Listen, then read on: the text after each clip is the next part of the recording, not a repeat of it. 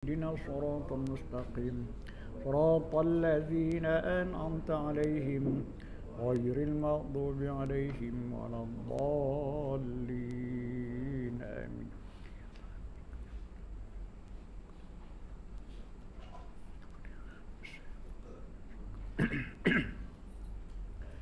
بسم الله الرحمن الرحيم. الحمد لله رب العالمين والصلاة والسلام على أشرف المرسلين وعلى آله وصحبه أجمعين. سبحانك لا علم لنا إلا ما علمتنا إنك أنت العليم الحكيم. رب اشرح لي صدري ويسر لي أمري واحلل عقدة من لساني يفقهوا قولي. قال المؤلف رحمه الله تعالى ونفعنا به في الدارين آمين. Muka surat 385 dengan tajuk baru, perihal haram, syubhah dan baik. Ada, Bismillahirrahmanirrahim. Perihal haram, syubhah dan baik.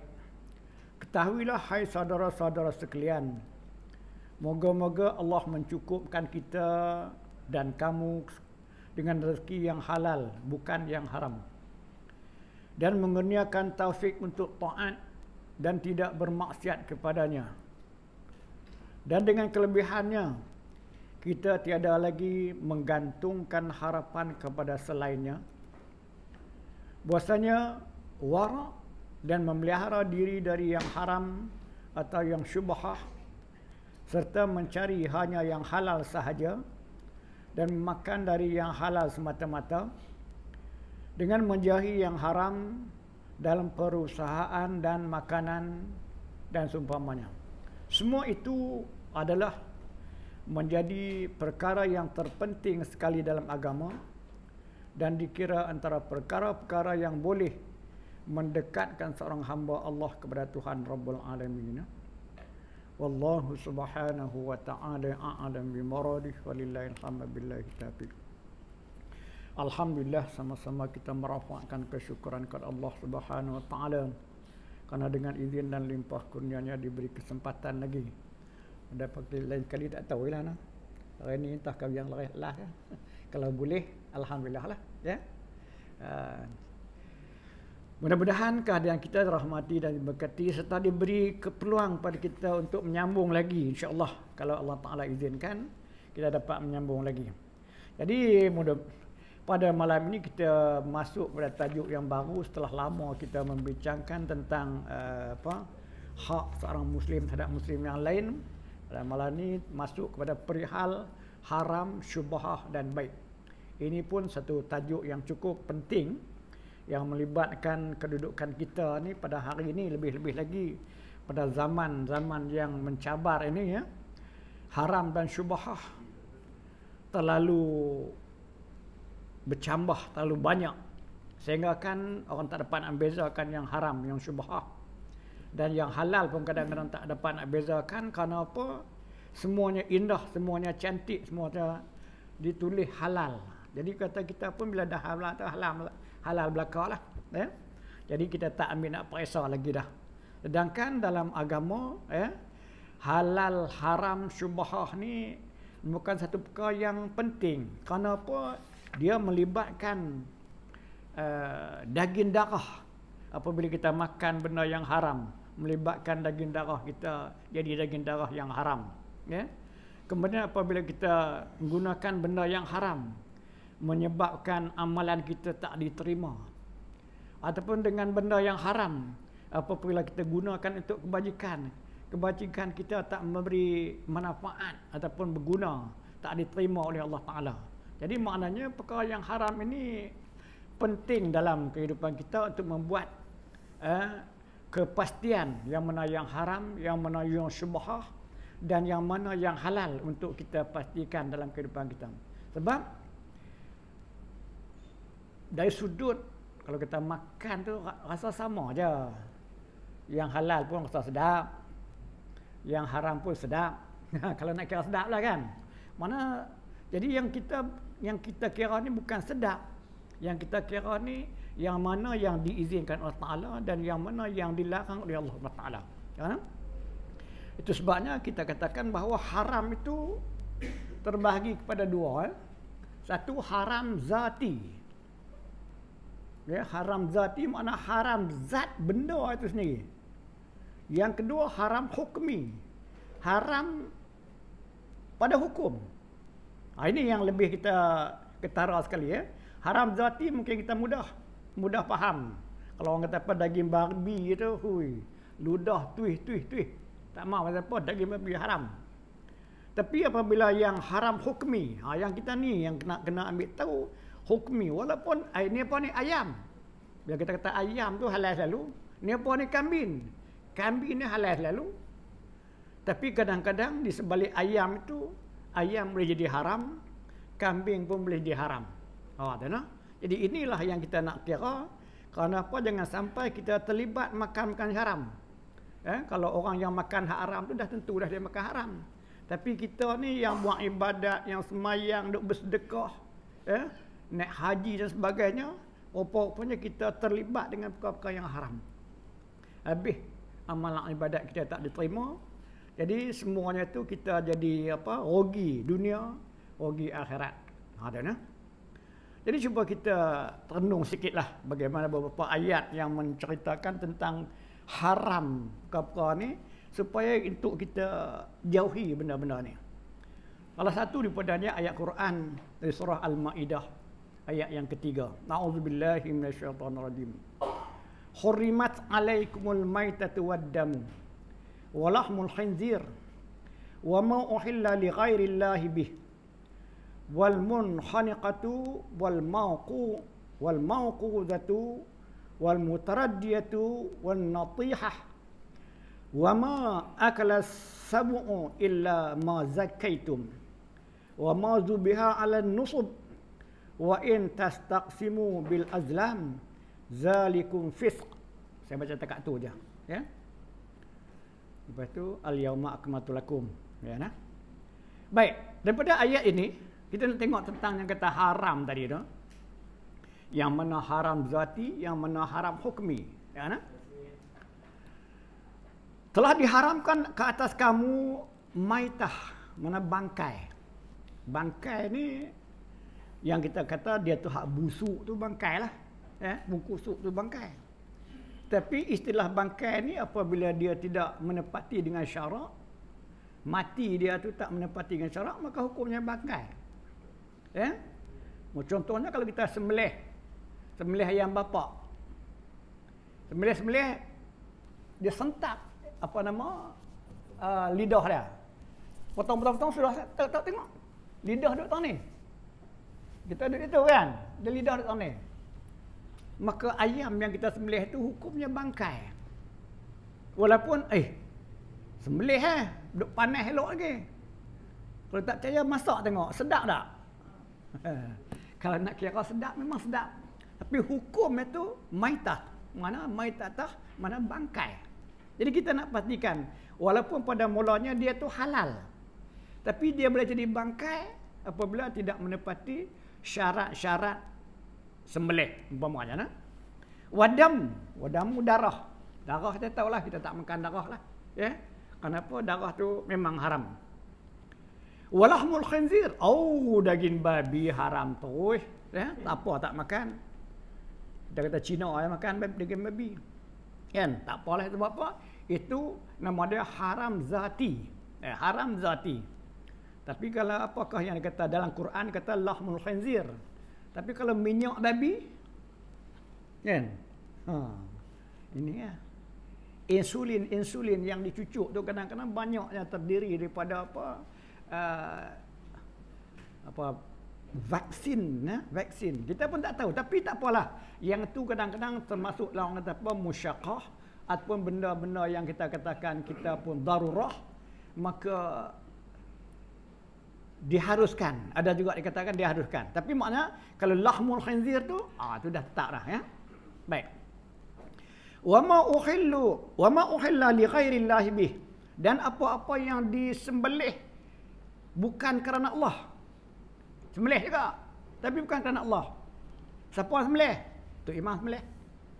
Siapa masak? Kawan-kawan kita kampung masak. Cuma apa? Ambil sikit lah. Ambil hati dia, jantung dia, lidah dia, apa, limpa dia. Nak bagi pejamu apa nama. Hantu setan pasal apa duk ganggu, duk kacau nak pergi selamat. Apa nama kelang kita ke kebun kita. Maknanya, hak sekok kambing itu, kita nampak sembelih bagus ya. Tapi pasal apa sembelih sekok kambing? Pasal nak ambil sikit hati dia, limpa dia, jantung dia. Nak bagi kat pejamu tu. Maka jadi sembelih tu kerana li ghairillah. Hukumnya haram. Kambing tak? Kambing tak? Tak percaya pergi makan tengok. Sedap. Siapa pandai masak kambing? Oh, sedap sungguh kambing ni. Memang sedap. Tapi hukumnya haram. Kan? Wal munhaniqatu. Mana mati tercekik. Menatang yang mati tercekik. Tak kira lah macam mana tercekik dia nak. Ada juga berlaku macam mana kebau dalam bendang. Dia ada tali hidung. Dia tali hidung dia tu agak ni sikit. Entah macam mana kuku dia termasuk tu. Bila kuku dia masuk, dia jijak selut, terbenam dengan hidung dia. Terbenam dengan hidung dia. Berapa minit sangat kan? Mati. Mai-mai tengok Allah, kebau sayang. Nak sembelih pun boleh sembelih lah. Boleh sembelih lah. Nak lapah boleh lapah lah. Lepas dia bau. Tak percaya makan tengok. Memang sedap. Tapi hukum dia haram. Haram eh? Wal mauquzatu kerana dipukul. Pukul sampai lembek sampai mati. Tengok-tengok Allah kesian sayang buang saja pun baik kita makan bang. Lepah-lepah nak sembelih pun tak apa, tak letak sembelih pun tak apalah, lapah lah. Kerana pukul. Maknanya yang tu juga nama dia haram. Padahal lembu lah kambingnya kan? Kambingnya. Yang tadi pun kambing juga. Kan? Wal mutaraddiyah ya, maknanya kerana jatuh telaga ke apa ke, tersembam kepala dia, tengok nampak punggung ke atas, angkat, mati dah, tak boleh buat apa dah. Tapi sayang ni, sayang sungguh, kalau buang saja pun apa lebih kita makan lah buat kenduri sekampung, nak kenduri arwah. Kan buat kenduri arwah ada ya. Wan natihah mana ditanduk oleh kawan dia, lawan dia. Lawan klaimnya klaim, kau tu mati. Maka yang tu haram. Hukumnya haram. Wa ma akala sab'u, apa yang dimakan oleh binatang buas, ya? Ditangkap. Kambing kita kan ditangkap oleh binatang buas. Illa ma zakkaitum, kecuali apa yang kamu dapat sempat sembelih. Yang nak sembelih tu apa? Yang masih hidup lah. Itu pun tengoklah, yang nak sembelih pun hidup dia tu macam mana, mati dia tu macam mana. Maksudnya adakah dia mati dengan kerana sembelih atau mati kerana memang dah nak mati sangat dah. Dah sikit dah nyawa tu orang pada hujung dah. Kita pun sembelih kok. Jadi adakah kematian tu kerana hak sembelih kita atau kematian tu kerana hak yang dimakan oleh binatang tu tadi kan? Itu. Wa ma tubiha ala nusub. Wa ma nubiha ala nusubi.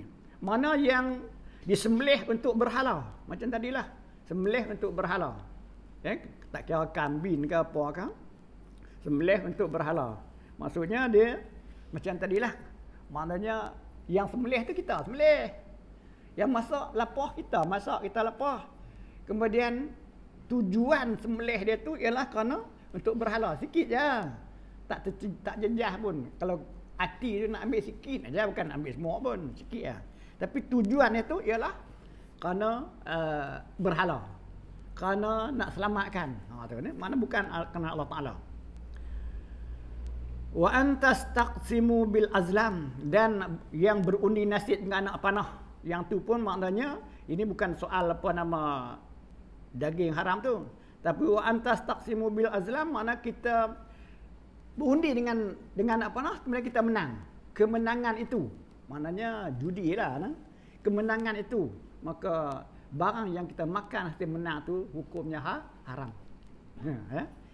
Zalikum fisq, maka semua itu ialah fasik belaka, kan? Jadi sudah berhubung dengan watastaqsimu bil azlam ni, yang kita kata berundi dengan nasib ni, termasuklah judi. Judi. Itu sebab itu ada ayat berhubung dengan judi kan. Ya ayyuhallazina amanu innamal khamrul wal maisir wa ansab wal azlam rizqum min amali syaitan fajtanibuh la'allakum tuflihun. Wahai orang beriman, hanya saja arak dan judi dan puja-puja berhala dan undi nasib dengan anak panah tu ialah satu perkara keji daripada amalan syaitan. Fajtanibuh, jauhilah, elakkanlah, janganlah. La'allakum tuflihun, mudah-mudahan kamu berjaya. Tentang arak ini pun penting kita nak kena faham juga. Kenapa kadang-kadang kalau kita tak salah kita ada disebut, saya pun tak pernah ingat. Dikatakan dilaknat daripada arak tu berapa? 6-7 perkara. Tukang perohnya, tukang jualnya, tukang belinya, tukang angkatnya. Tak kira lah kalau kita bawa lori yang jual arak pun maknanya terlibat sama lah. Pasal apa tu? Walaupun kita kata aku tak minum arak. Tapi aku makan gaji. Mana makan gaji itu yang dikatakan terlibat dengan yang dilaknat tu, maknanya hukumnya makan gaji yang berterlibat dengan arak itu juga nama dia makan yang haram. Akibat daripada makan yang haram tadi dia kata, apa-apa yang kita ada kata, bang siapa membeli suatu pakaian dengan harga 10 dirham, di antaranya 1 dirham yang haram.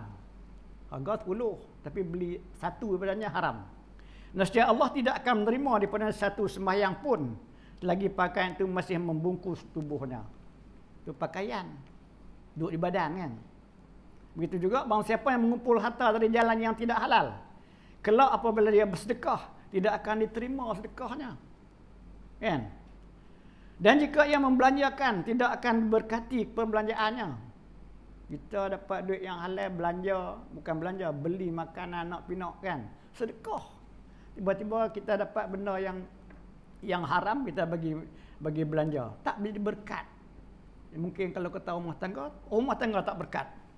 Dan jika ditinggalkan sebagai harta pusaka, benda yang haram tadi akan menjadilah harta itu sebagai kayu api yang bakal membakar dalam neraka. Itu dia. Jadi maknanya benda-benda yang orang kata apa haram ni berat. Termasuk jugalah judi. Judi yang kita tadi ni, judi itu. Maknanya walaupun kita tak makan barang yang haram, maksudnya haram zati tak makan. Dapat duit menang judi beli beras. Dapat duit menang judi beli gula tepung. Kan? Di mana kita makan beras, gula tepung. Tapi sumber daripada yang haram itu maknanya haram juga lah. Maknanya hukumnya haram. Begitu juga uhilla lakum saydul bahri wa ta'amuhu mata'an lakum wa ta'amuhu mata'an lakum lis-sayyarah wa hurrima alaikum saydul barri ma dumtum hurum. Ini pun berhubung dengan memburu barang-barang daratan ataupun lautan, apatah lagi dalam keadaan dia dalam hurum, dalam ihram. Mana benda yang dia buru tu barang yang halal. Tapi perbuatan itu dalam keadaan yang haram, maka barang yang diburu juga hukumnya haram. Jadi maknanya perkara yang haram ni kita nak terlalu luas jugalah bidang dia tu. Jadi yang kita perlu awasi, jangan sampai kita terlibat makan benda yang haram itu. Aku tak makan benda haram ni. Dak minum marak dak. Makan babi dak. Tak minum, tak makan. Tapi kita tak sedap, mungkin punca tu daripada yang haram. Jadi itulah kita disuruh keluar zakat tu kerana apa? Kadang-kadang dalam usaha kita yang mencari rezeki itu ada usaha-usaha ataupun orang kata apa, perkara-perkara yang menyebabkan kita sepatutnya lari pada amanah kerja. Kerja 8 jam. 2 jam tu pergi sembang kedai kopi. 2 jam lagi tu pergi beli ikan di market. 2 jam lagi tu pergi hantar anak sekolah. Ya maknanya gaji penuh. Gaji kita terima penuh berdasarkan kerja 8 jam. Tapi kita kerja 6 jam. Contoh dia. Jadi yang hak tu kita kadang-kadang ala kuliah tak boleh nak memastikan apa kepastian kesempurnaannya tu. Maka itu disebut kita keluar zakat sebagai nak membersihkan harta kita dapat tu. Aku tak dapat nak memastikanlah dengan sebab baik sempurna. Kenapa? Dalam kerja tu biasalah. Bukan kerja 28 jam tu tak buat apa-apa dah. Adalah sembang sikit, pergi kantin lah apalah. Semuanya kita tak dapat nak pastikan lagi tu. Di antaranya ialah kita keluar zakat sebagai membersihkan harta ataupun rezeki yang kita dapat tadi. Tahu? Berapa? Hak tu yang tak dapat nak diagih. Kalau benda yang boleh diagih-agih, kita agih. Tapi yang tak boleh agih, yang itulah disuruh kita nak menyucikan dengan keluar zakat. Tahu? Jadi dalam tajuk kita ni dia kata, wahai saudara sekalian, moga-moga Allah mencukupkan kita dan kamu dengan rezeki yang halal bukan yang haram. InsyaAllah kita jangan bimbang. Rezeki ini dikatakan ada rezeki yang telah dijanjikan. Rezeki yang telah didaman, dijamin. Rezeki yang mamluk, rezeki yang dimiliki. Ya? Maknanya, tang rezeki itu dah ada dah. Tapi harap kita janganlah terlibat benda yang haram. Allah dah tentu dah rezeki kepada kita. Tak ada bimbang. Untuk tak cukup yang halal ni, kena cari yang haram lagi untuk bagi cukup. Tu ya. Itu doa kita. Janganlah ya, bagi Allah Ta'ala cukupkanlah kita dengan rezeki yang halal, bukan yang haram. Dan mengurniakan taufik untuk taat dan tidak maksiat padanya. Kenapa untuk nak dapat taat kepada Ta'ala itu, kalau bukan kurniaan taufik Allah Ta'ala, kita tak mampu dapat taat. Bukan pasal kita tak cukup makan. Bukan pasal kita miskin. Kalau kaya, kalau senang sekalipun, kalau Allah Ta'ala tak taufikkan untuk taat, tak boleh nak taat.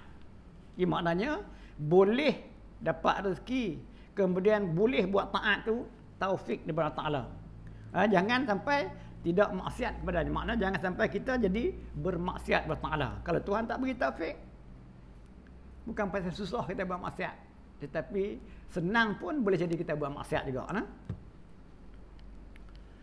Dan dengan kelebihannya kita tiada lagi menggantung harapan kepada selain kelebihan yang Allah Ta'ala kurniakan tadi, rezeki yang halal tadi, cukup dan berkat tadi. Kita tak ada lagi nak bergantung dengan yang lain. Lebih-lebih lagi pergantungan kita kepada perkara yang haram, yang syubhah.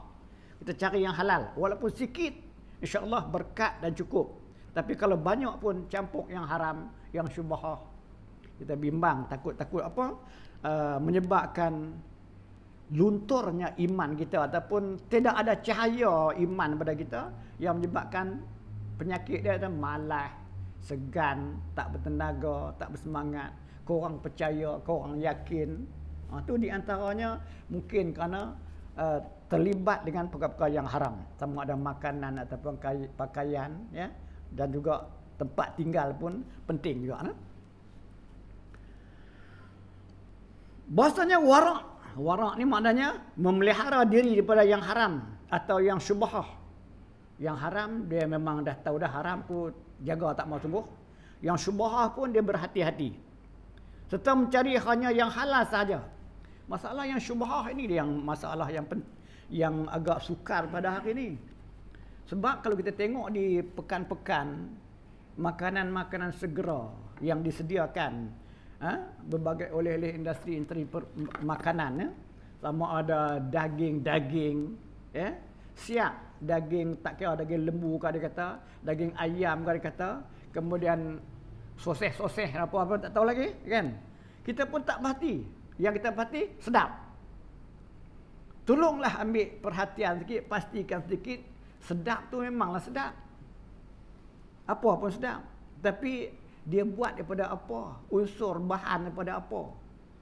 Kalau kita tengok dalam video yang dia tunjuk, kadang-kadang kambing dia, saya tengok dia letak kepala tu, tam.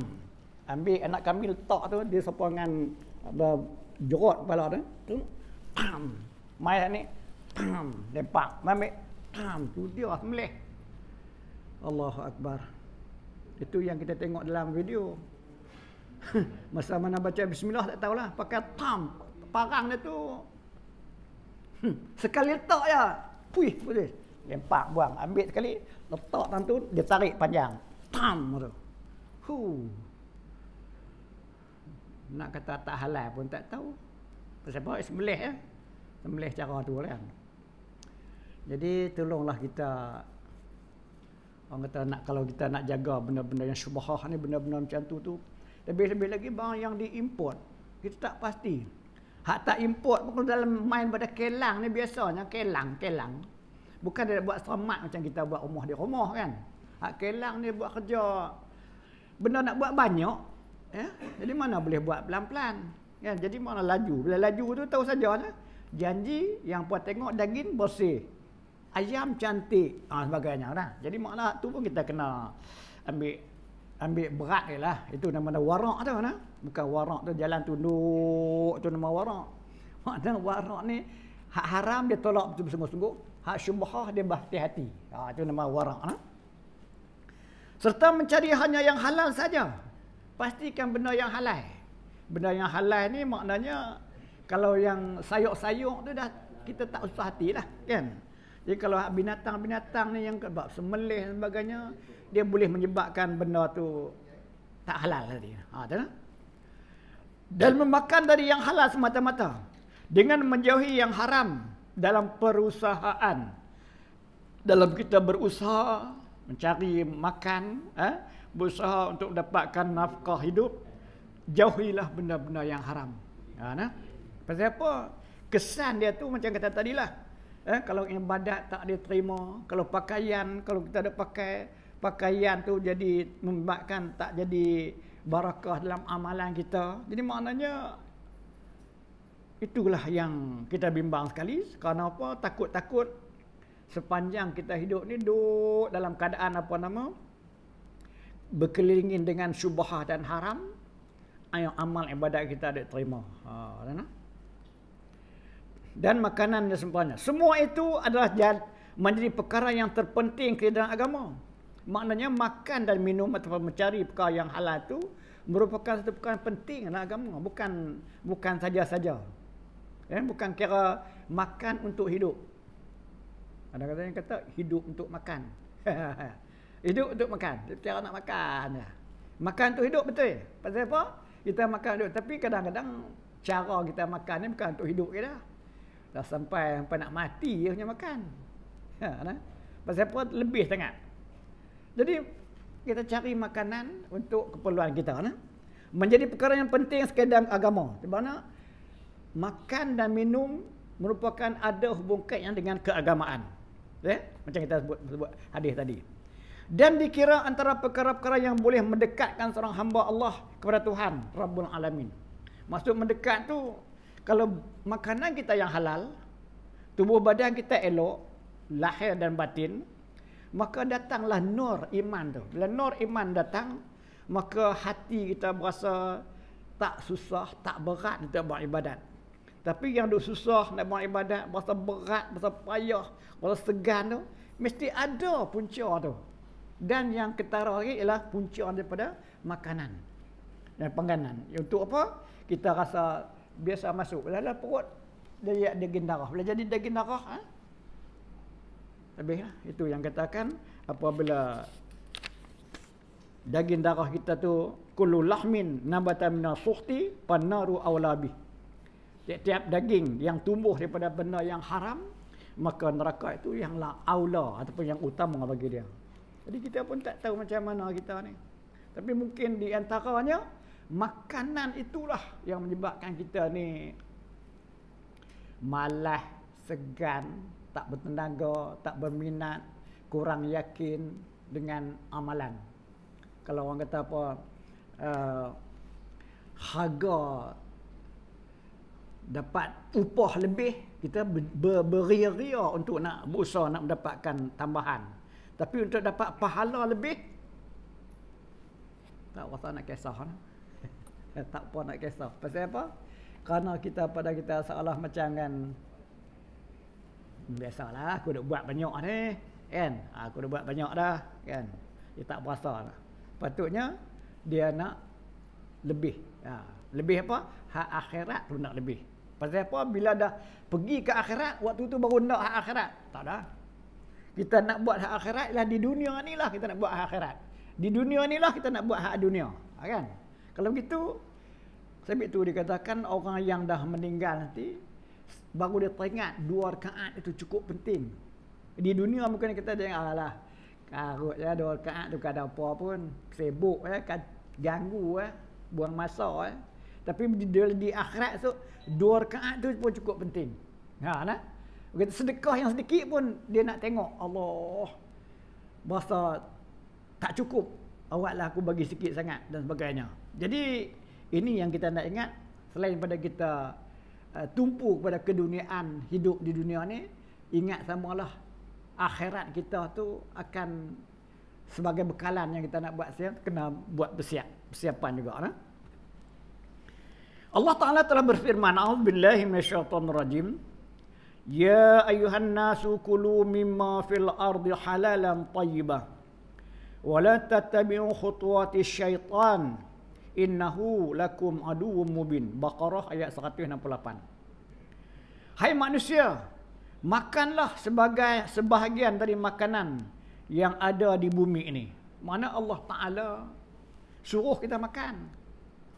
Yang mana apa? Yang halal lah. Dia suruh makan. Makanlah. Memang boleh. Kan? Harus. Sebahagian dari makanan yang ada di bumi ini, makanlah. Apa yang boleh makanlah. Yang halal dan baik. Makan tu makan, tapi yang halal, yang baik. Ada juga halal tapi tak baik. Kan?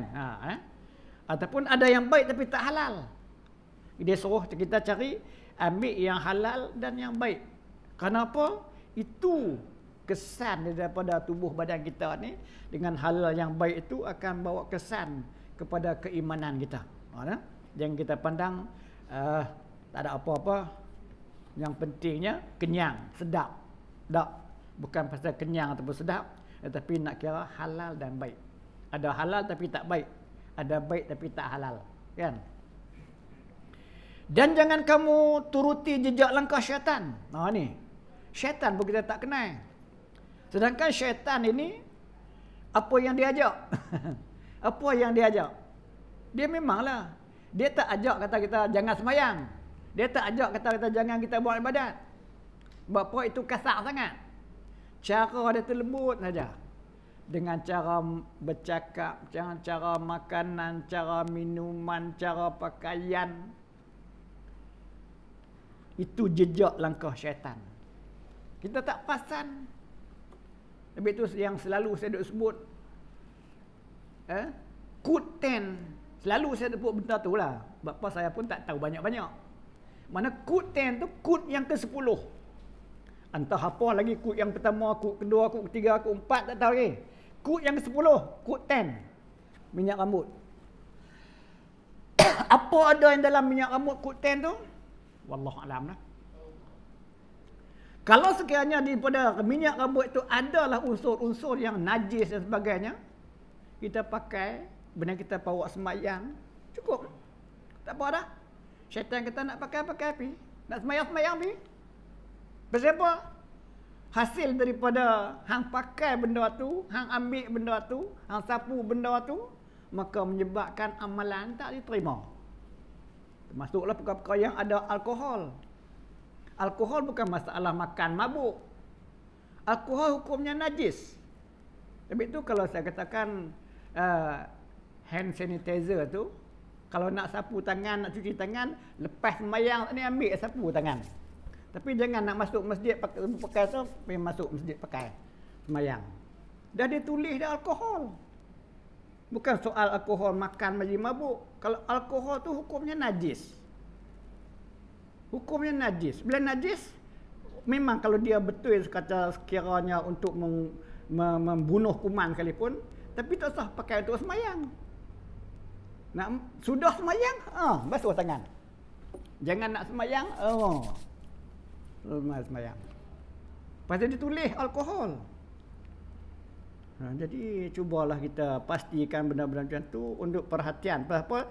Jangan kamu turut jejak langkah syaitan, kerana syaitan tu dia cara, taktik dan teknik dia tu untuk merosakkan kita tu bukan satu macam.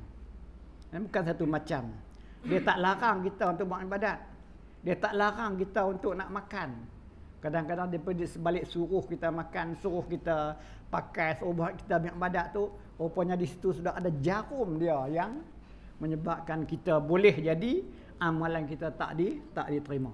Jadi kalau itu cukup pada dia. Lebih kurang macam Yahudi lah. Lan tarda anka yahudu walan nasara hatta tattabi'a millatahum. Orang Yahudi dan Nasara tu tidak akan redha kepada kamu selama-lamanya. Lan tu maknanya sampai bila-bila. Tak akan redha.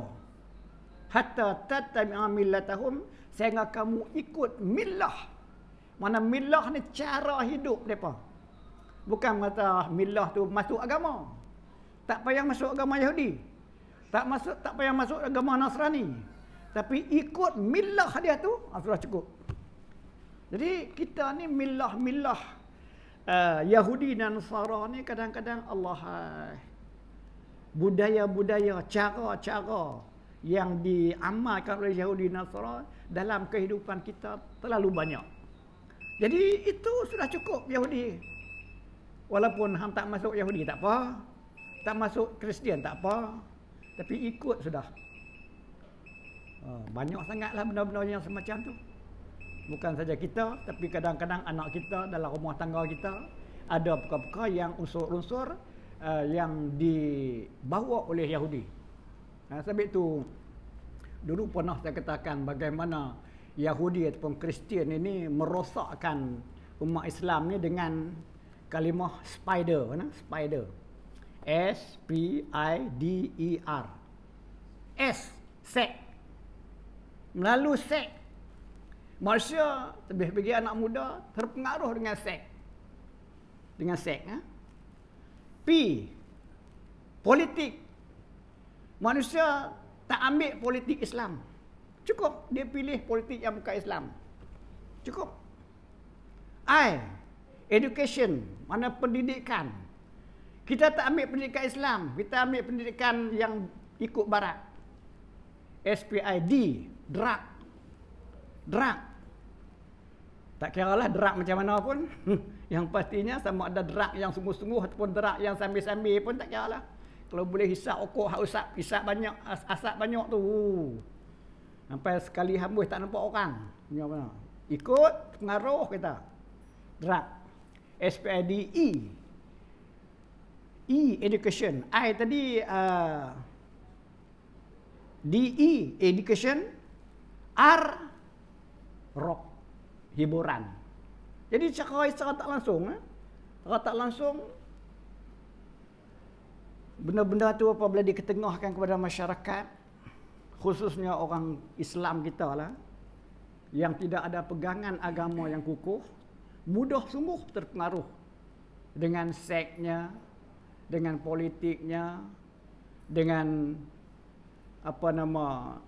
drugnya, dengan pendidikannya, dengan rock hiburannya, ya, di mana cukup mudah terpengaruh. Jadi dengan tak ada sakit tak sakit apa pun, tak ada rasa sakit tak mana pun, kita akan ikut saja, elok saja. Dan masyarakat pun tak satu pun yang mengutuk orang-orang yang terlibat dengan cara-cara itu. Sebab apa? Dia seolah macam sudah terbudaya dalam masyarakat kita, mengamalkan sikap-sikap yang macam itu seolah macam dia tak ada satu kesalahan.